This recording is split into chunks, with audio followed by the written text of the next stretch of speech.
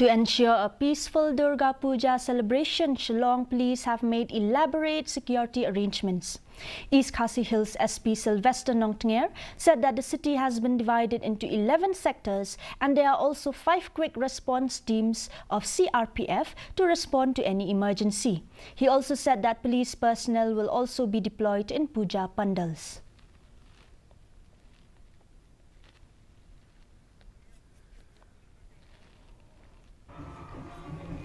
We have made a plan, and also we have deployed from today.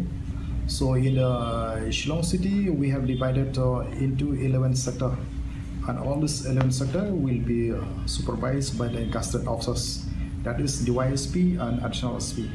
So in these 11 sectors, we have deployed at least 31 encastered officers. They have held a meeting with the Puja in charge and so on to ensure that the Puja should go on peaceful and smooth in the East Khasi, especially in the Shillong city. Shillong